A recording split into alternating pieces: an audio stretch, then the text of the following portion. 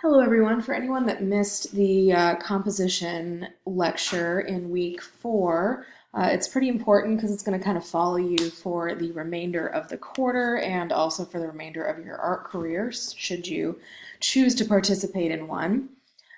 So I went through basically just some super easy rules of thumb when assembling your compositions for your still life and then for your landscapes and so on and so forth.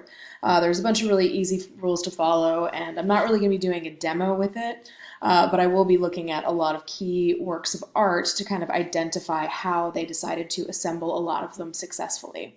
So the first thing that you need to know is that every work of art should have a focal point. If you take a look at this Victory Stele. It's from the Mesopotamian era. It's Akkadian.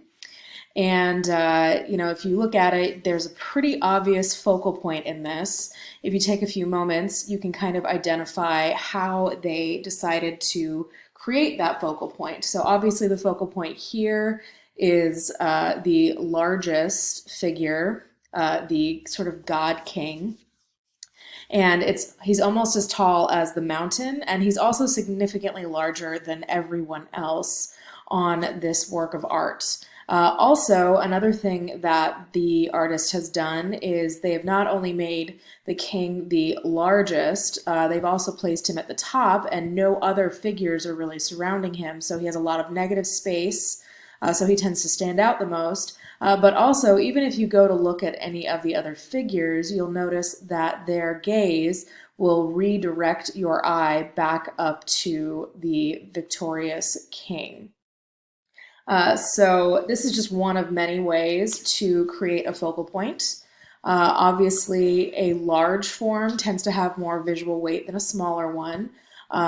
This is a great example of this, actually, since aside from the sort of simplified mountain, the king obviously is the largest form in this entire piece. And even if your eye gets distracted by the mountain, there's actually a lot of cuneiform text written along the side of this little sort of simplified mountain that kind of tells you the story of the victory of this king. So again, large forms always tend to have more visual weight than smaller forms. However, in this piece, you can kind of see that, yes, the largest form is closest to us in this frame, but she's actually really well balanced out by a lot of smaller, complex forms. So that's one way that you can achieve balance in your composition, is you can kind of balance out one larger form for several smaller ones. Another thing you can do to create more visual weight is you can place things closer to the edge. However, if you do this a little bit too much, your eye can get stuck really easily. So if this is a piece by Ellsworth Kelly, obviously abstract, he tended to work with simplified shape and color. The way that he creates a little bit more of a dynamic composition is his shape really just skims the edge right over here, but it creates some interesting negative shapes with the blue that keeps your eye moving around. If he had moved this red shape down so that it was just kind of one big mound, it wouldn't have been as dynamic of a composition. The more complex the form, the more our eye is drawn to it. A lot of Chinese landscape and Japanese landscape paintings and drawings tend to really hinge on this. They use a lot of negative space to kind of imply mist and water and sky, and then they'll add a lot of contrast into specific areas to really draw your eye in. Symmetry is a sort of unconventional way to create a successful composition. In the Renaissance, it was actually pretty popular. If any of you are familiar with Botticelli's Birth of Venus, this is actually a very symmetrical piece.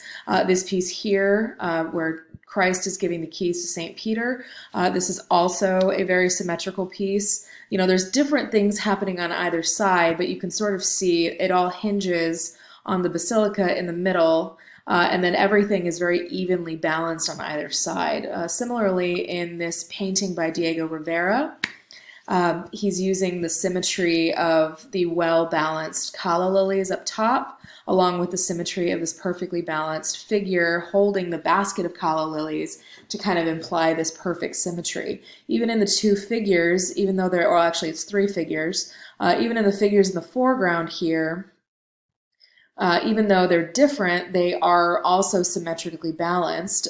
He realized that because he had this figure on the right with the baby on her back, he needed to add a little bit more complexity to the figure in her hair on the left to sort of balance it out, to create a lot of visual balance.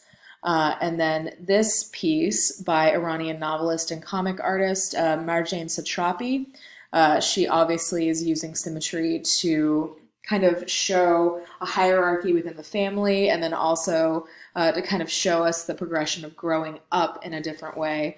But also it's even though it's a very, very symmetrical piece, there's still a lot of action happening and a lot of visual information. Similarly, this is all from the same comic book that she created called Persepolis. Obviously the focal point here is this woman in white. And even though there are two different sides here, the way that she's balanced the light and dark on either side of her, it's very symmetrical. And then here she's also created a completely different mood with symmetry using pattern. And obviously it's more of a party, much more dynamic in her composition. So a lot of times if you're not really feeling sure about composition, it's really a good idea to go and look at other artists and see how they have solved similar visual problems. One of the most common ways of creating balance in a picture plane is asymmetrical balance. The majority of paintings, drawings, sculptures that you look at, they will all have asymmetrical balance. This piece is by Hiroshige. It's a woodcut, and he is using a few things. He's kind of simplified his composition into triangles. So your eye kind of moves back and forth along those triangles, almost like they're arrows pointing you around the picture plane. Obviously, he's creating depth by making the boats larger or smaller, depending on how close they are to the viewer. That is actually a very intentional compositional choice. It's something that a lot of people don't do naturally, especially when they're first starting out drawing. The best way to show depth is to have similar objects that are differently sized based on how close or far they are away from you. So one of the simplest ways to create a kind of strong composition is known as the rule of thirds. This is actually one of the most popular techniques that you will ever learn. It's not necessarily a rule, it's more of a guideline. Obviously, none of the symmetrical compositions follow this rule, and there are plenty of really strong, beautiful works of art that do not follow the rule of thirds. But generally, when people start drawing or start painting, they always want to put something right in the middle of their composition, and that's usually the weakest way to create a composition, because your eye tends to just want to hang out in the middle and it gets bored pretty quickly. So in order to use the space efficiently and to really push your eye around the picture plane, what you do is you will basically cut your verticals and horizontals into thirds with this grid that you see here. And your focal point will want to be along one or maybe two of these intersecting points, kind of like here. There are a lot of works of art that if you start looking at them, considering the rule of thirds, the majority of them really follow this. And I don't know if artists tend to do it intentionally or if it's just, naturally how it happens, but it does tend to follow this rule, and it's really helpful when you're learning how to draw to consider the rule of thirds and kind of push your subject matter around the picture plane a little bit more to follow it. And even if you decide not to use it, it's still just a good thing to consider. So in this piece, Obviously, they're using the rule of thirds. Their focal point is this boat closest to us. Usually your focal point will be the object that's closest to you. It should also be the thing that has the most contrast. So you'll notice that this cluster of boats is really the only area in this painting that has any kind of black or dark gray. As things move away from us, the contrast tends to diminish pretty greatly. And so obviously your eye wants to go here, but then they're also using some lines to kind of push our eye out to sea. However, because your eye is always drawn to the area with the most contrast, then your eye will always be drawn back to here. And so this is actually a really strong composition because your eye will look at this first boat or this first cluster of boats, but then you'll kind of follow these horizontal and diagonal lines out to these other sailboats that are sailing away from us and then back again. If your eye is constantly moving around, taking in visual information, that usually means it's a pretty strong composition.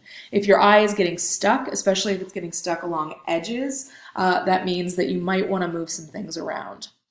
So the first two pieces that we looked at obviously are using this bottom corner for the rule of thirds, but you can create some pretty interesting compositions like in this pastel drawing by Degas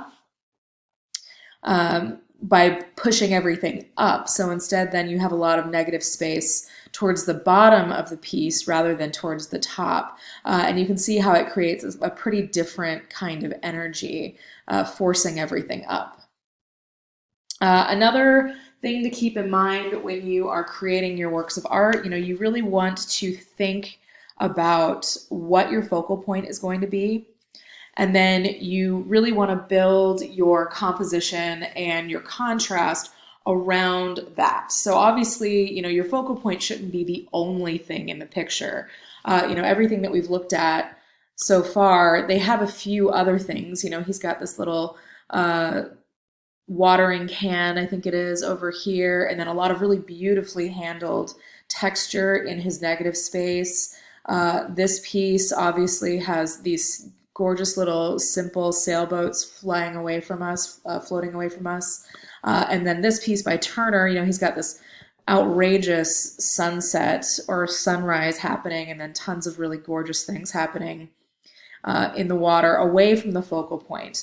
But what they're using to kind of push everything back away from the focal point is known as subordination.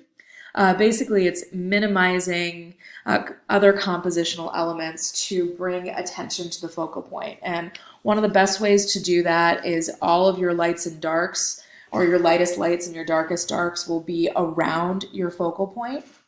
So obviously the Star Wars poster is a great example of this because Luke and Leia are surrounded by this sort of halo. And then, of course, they've got this really great dynamic triangle shape that eyes tend to really enjoy triangles. So they're really hinging on that. There's a lot of triangles throughout this poster. Obviously, Darth Vader's mask is a triangle. All of the fighters are also forming triangles. So there's a lot of recurring shapes throughout this. And of course, your eye is constantly going to go back to that light spot. But even though the focal point is these figures right here off to the right, there's still a lot of visual information happening behind them. They've just pushed the contrast down a little bit so that your eye will slowly unbury all of that visual information so you won't get overwhelmed. So there are a lot of mistakes that people make when they are creating compositions. One of them is known as the closed corner. Generally, you want all of your objects kind of within your picture plane. Obviously, they can kind of go off of one side or another, but when you have an object that's completely cropped by a single corner, your eye tends to just go there and then get isolated. So you'll want to kind of move things around in your composition if you're cropping out too much, especially if you're not doing it intentionally. The same goes for cutting shapes in half. Obviously, neither of these photographs look particularly strong. There are always exceptions to this rule. I find insects, when I do insect studies, when I cut them in half, it tends to actually look very interesting. But I think that part of the reason that looks so interesting is because they're so perfectly symmetrical, and I have to have them spread out completely for it to really look good. They have to kind of fill the plane in a really interesting way for it to work. Most of the time, cropping things in half off of your edge tends to not look super great. Another mistake a lot of people make is fused edges. So we looked at that piece by Ellsworth Kelly, the blue and sort of warm red / orange piece, depending on the calibration of your screen. That obviously is using a fused edge on the right. However, that was the entire point of his composition, is he's using contrasting colors and then also kind of creating dynamic visual tension by placing his shape kind of all the way against one of the edges. However, if it's not totally filling from edge to edge, excuse me, I'm losing my voice, then it tends to just kind of look awkward.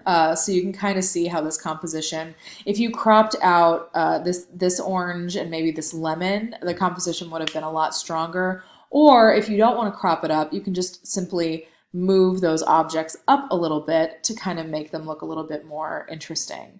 Similarly, in here, on the photograph on the right, you can see where the arrows are pointing. Those are all fused edges. Generally, you want a lot more overlap, because if you aren't overlapping the objects a lot, then you're actually creating a lot more work for yourself, because it doesn't create a lot of dynamic depth. Generally, if you moved this grapefruit over so that it was overlapping that sliced orange, then it would look a lot more like that grapefruit was directly in front of that orange, which would look a lot more visually interesting. The same goes for the fruit on either side. If they had kind of bunched them in a little bit more of an interesting way, then it would have created a little bit more visual depth, which is usually creates a much more successful piece. One of the worst mistakes that you can make is kind of having a lot of echoing shapes, known as a split apex.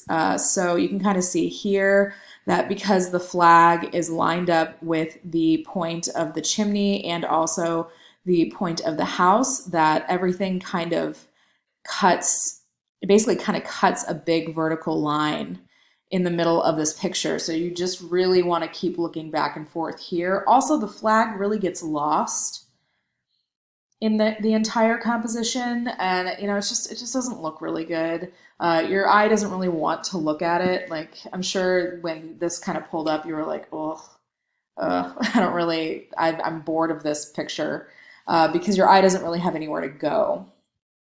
So if you wanted to make this stronger, you could move the flagpole over here to kind of split that shape a little bit better. And that would have evened things out a little bit more. Or you could kind of pick a different angle to photograph or to draw the house to kind of create a little bit more visual depth. Right now it's very simplified because you're looking at it head on, which is kind of the most boring way that you can look at almost anything. So generally 3/4 is a better way, or profile is a better way to look at almost anything. Another two mistakes that people tend to make are stolen edges and antlers. So the piece on the photograph on the left is using stolen edge. So basically your the object in the front and the object in the back have the same exact edge. And because of that, especially in a drawing, in a photograph, you can kind of tell the difference, but it doesn't really look great. But in a drawing, if you went to go draw this, it would be really difficult to differentiate between the two objects, because you would have to really render your texture perfectly to differentiate the two. And that would be a really big pain in the butt. So instead, if you wanted to fix this, you could just enlarge the deer so that the back kind of came up here. So the back kind of came up like right here. Or you could make it so that the log kind of continues down here to kind of break up that picture plane a little bit more. Similarly, over here, what are called antlers. Obviously, they aren't real antlers, but again, if you're creating a drawing, if you do not perfectly render all of the differentiating textures between the colt and the tree behind it, it's going to look like the colt has a tree growing out of its back, which is a terrible idea. So if you wanted to create a stronger composition, you could just move the tree over here instead. And then you'd have a lot of visual space around the colt. I would also probably just get rid of this horse over here because, again, that's adhering to the cutting things in half. And then I would probably even bring down my frame so that you can see the horse's feet, because right now the way that is composed is really kind of silly.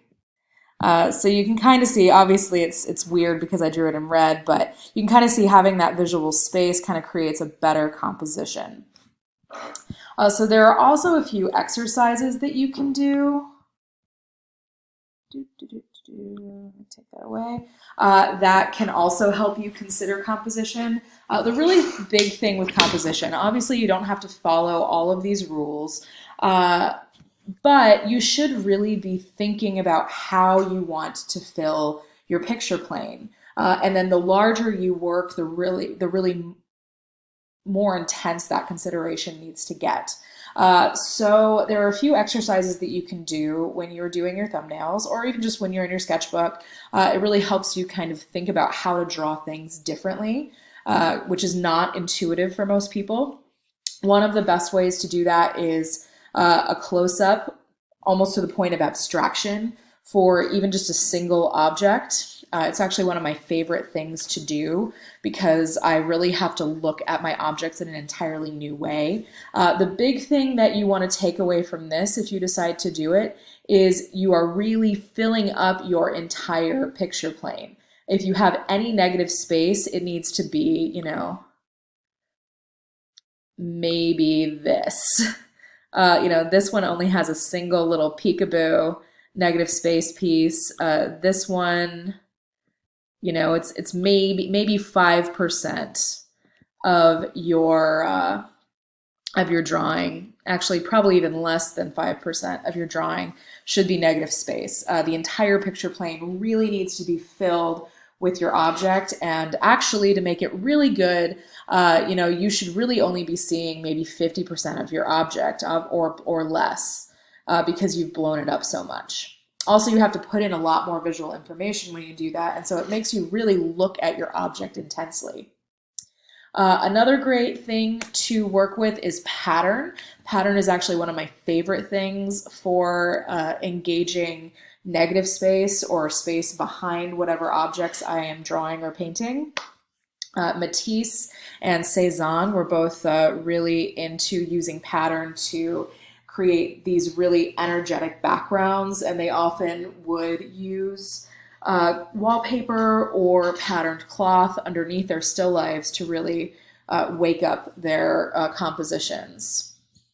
Another artist that does that is Kehinde Wiley. He obviously painted the Obama portrait, but he really engages his background in a really beautiful way because he doesn't just kind of stick it behind his figures. He also kind of lets it come alive and kind of creep into the portraiture. And obviously you could do this with a still life as well if you really wanted to go nuts with foliage or with really any kind of pattern. Just let it creep into your still life or your portraiture or whatever. Kind of let it go in front of it to kind of create a little bit more depth.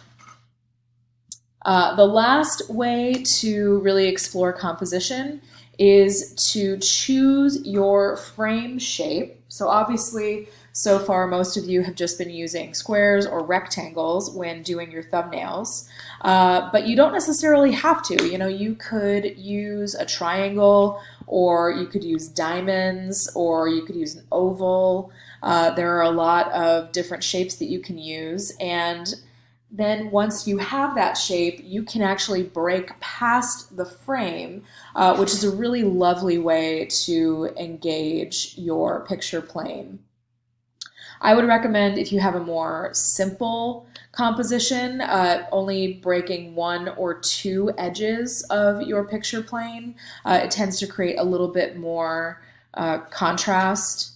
But if you have a much more dynamic composition, like especially this one on the left and this one on the left, then breaking the whole thing can look really, really nice. The big thing is look at your negative space.